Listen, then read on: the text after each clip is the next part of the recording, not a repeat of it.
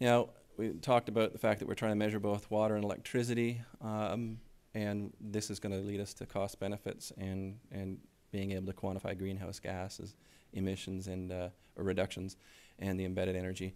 Now, the most of the 56-foot lots are just on these really big, on the Grand Boulevard. It's the pretentious house section. This is where the fixed reader was, and these are all 30-foot townhouses. These are the 30-foot detached, and then these are the 37s down in here. And so we also tried to make sure that the number of sub-metered homes reflected the housing type. So we didn't have a lot of 56-foot lots, sub-metered obviously, just one of each.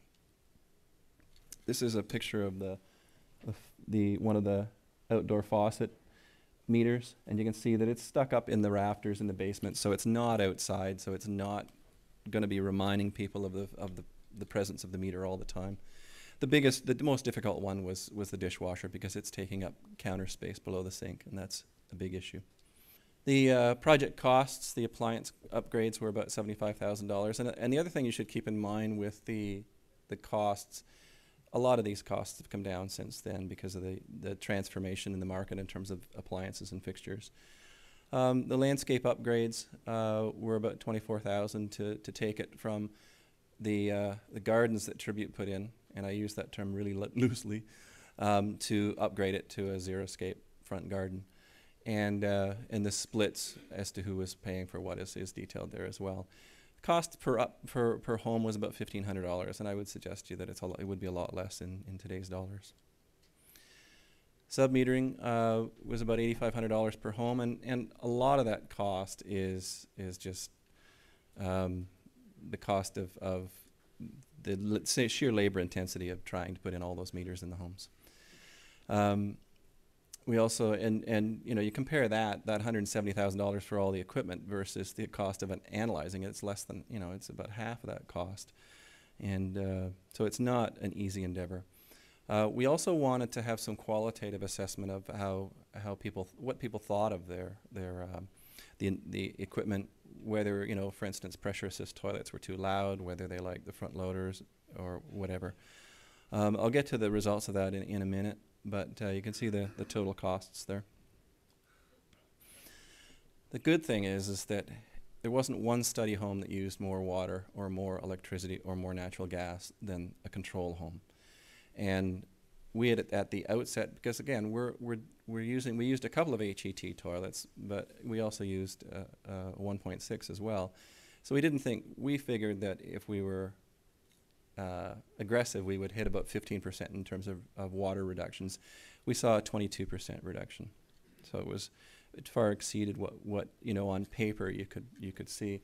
Now the breakdown, the bottom line is the one that's important. There's your whole home, 22.5% reduction, but just about a 9% reduction in hot water use. So that would be attributable mostly to the shower head.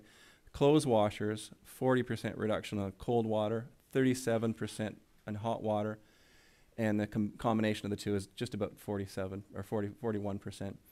The dishwasher, we saw a 50% increase in water use, and the only thing that we can attribute that to is that the people that had the upgraded equipment tended to eat in more.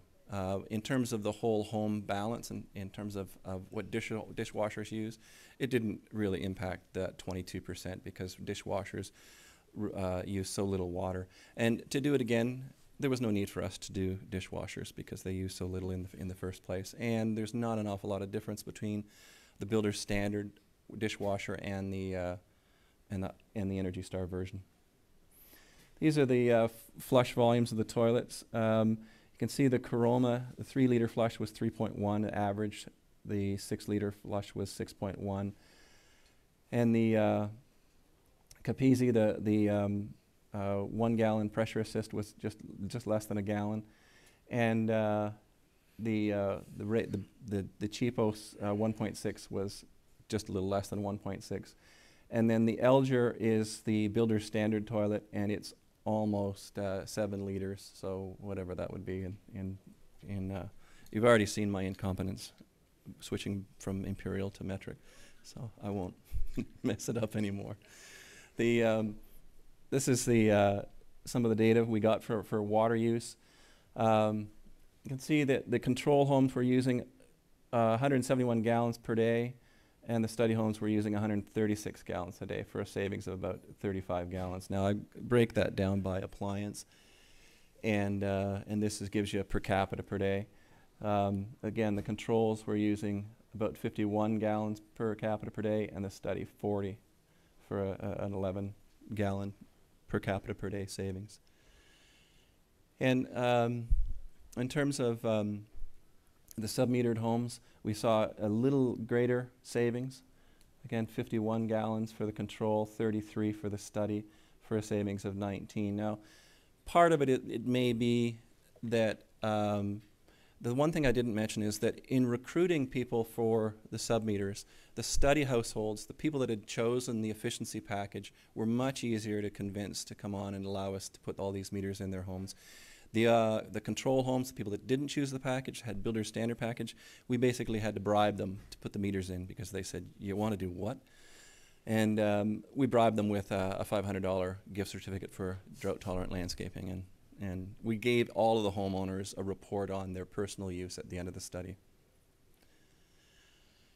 Now, this gives you, it breaks down the same information in per capita per day. So again, 55 gallons per capita per day, 37 for a savings of 18 gallons per day.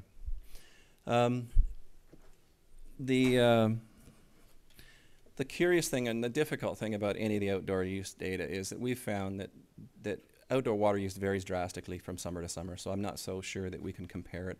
Last year we had an unusually hot and dry summer. We had 20-21 days without rain, and the temperature was over 80 degrees, so it's the antithesis of this year. I mentioned we've set a historical record for rainfall this year, so it's very hard to compare. But the one thing that we saw is that the control homes used 54 gallons per household per day outdoors, and the study homes used 33. So a huge difference.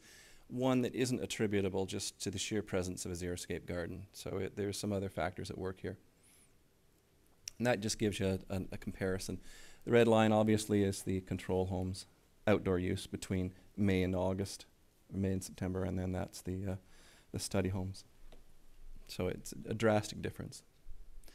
The electricity use, again, the pink line is the control homes, and the blue line is the study homes, so you can see a clear delineation of electricity use. Now, what it translated to is about a 19% reduction in the study homes. And again, washers were tops in terms of what they generated towards that 19%. They used 48% less. Now, that doesn't imply that all of the homes in the control area had top loaders. At least a third of them had front loaders. So again, it's a pretty demonstrable difference.